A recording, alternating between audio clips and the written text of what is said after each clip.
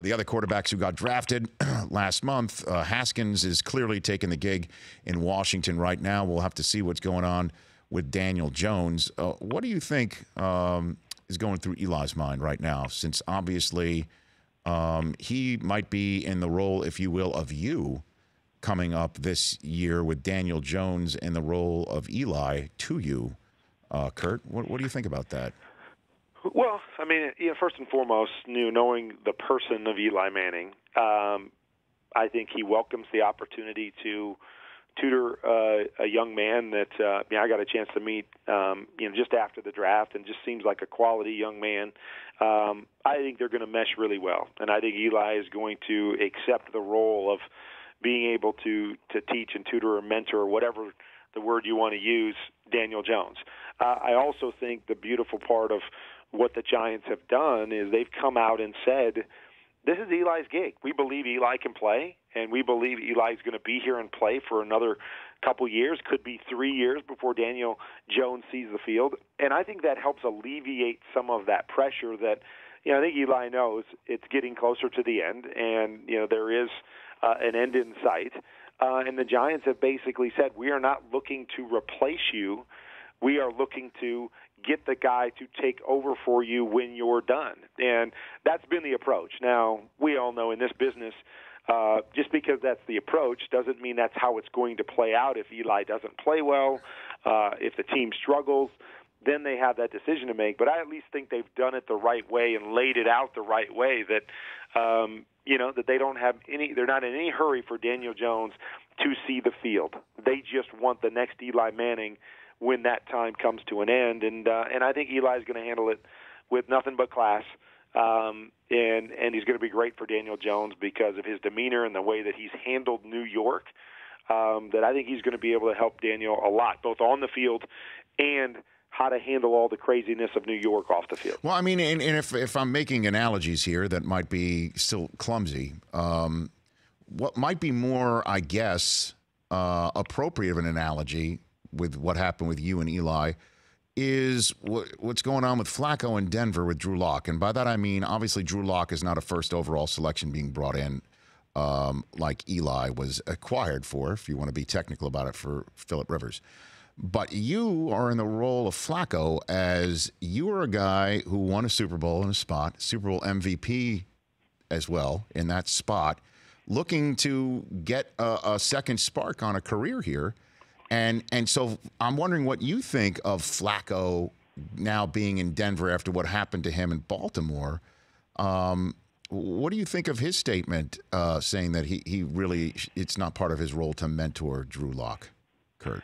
Yeah, I mean, I don't understand that mentality at all. And again, not just Joe Flacco. We've heard a number of guys say that recently. Big Ben said that, I think it was a year ago, when they drafted a guy behind him. Yeah, Mason Rudolph. That it's not my role. I disagree with that. I believe your role is to help your team be as good as it possibly can be. And yeah, that's your role if you're the starter, to be prepared and be ready to go. That's to help all of your teammates, including the guy that's backing you up or the guy that they want to take your job at some point. It's helping him be the best pro and be the best player that he can be. And, the funny thing is that, people throw this around like, well, you can't do both. You can't prepare and get ready to play a game and mentor a young guy. Well, the bottom line is you're not taking this guy home with you. I mean, it's not like your entire job is to sit there just for a Drew Lock or whomever that may be, a Daniel Jones. Your job is to show the young man how to prepare, how to be a pro. When you're in the office and you're watching film, hey, Drew, come on, we're going to go watch film. And I'm going to show you what I'm looking at. I'm going to show you how I prepare. Here's what I do every night when I go. This is what I do on the football field. Watch me. Ask me questions. If you wonder why I threw it to this guy on this particular play, come talk to me after the play, and I'll tell you what I saw and what I was thinking. So, primarily the mentoring role happens when you're at the facility, when you're preparing anyways, and it's just taking a young man along with you to say, here, here are all my secrets. Here's my notebooks. Here's my notes. Here's what I do, and this is what's got me to this point.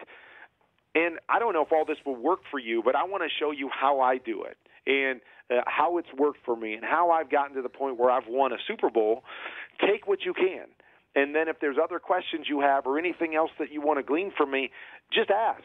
You know, I'm here as an open book to help you. And I think, you know, oftentimes when you mentor someone, it only prepares you more. As a young kid's asking you a question that maybe you've answered a million times, but now they're bringing a little more direction to it, or bringing a little more light to something that maybe you've passed on, or you know you're getting a little more into detail because you're trying to share that stuff with a young guy. I don't think in any way that's a detriment to you preparing. It's not like, oh, I'm trying to do my work over here and I got to go answer another question, or I got to go watch film with Drew, or you know whatever it is. It's come along, you know, come join me. Let's do this together and learn from me in every facet, not just by osmosis because I'm over here and you can watch me, but it's come and ask me and see, and you just open up your world to them and say, I want you to be the best that you can be. And then the second part of that is, as a competitor, I always said the same thing, is I want to give every trick of the trade to that guy that's competing with me. I want to give him every answer to every test, and then I want to go out and beat him. Then I want to show everybody that I'm still the best quarterback, even though it's not because he's young and because he doesn't know anything. It's because I'm the better guy. And so not only do you make your team better and you make the people around you better, so when you leave the organization, when you move on, they're in a better place to succeed, but you're also saying, hey, I want the best competition possible because that is only going to push me to be best, the best that I can be, and to compete every time out. And bottom line is I believe the best person should win. I believe that best person is me, but if the best person is the other guy, then he deserves to play, and I don't want to just be playing because he doesn't know enough or because he's too young. I want to be playing because I'm the best guy for the job. And, you know, so I just never understood, you know, no matter where you go, you know, I mean, in any business, you know, you should take the role that, yeah, I'm here to be the best that I can be and help this organization be great. But a big part of that is making sure that I'm bringing people along and I'm teaching them the next thing. So no matter where I end up or how long I'm here, that I'm doing the best thing for the organization that I'm committed to. And so to me, it just doesn't make sense that, hey, my job isn't to do anything extra to help that young guy out. My job is to win games. Yeah, your job's to win games, but your job is also to help everybody around you be better. And that doesn't have to just be your backup. That can be anybody on defense, could be anybody on the offensive line. It could be people in the front office, the head coaches. You go up and talk to them. Your job is to do everything you could possibly do to make your team better. For more of The Rich Eisen Show, tune to Audience Channel 239 on DirecTV for free on BR Live or download the Rich Eisen Show app.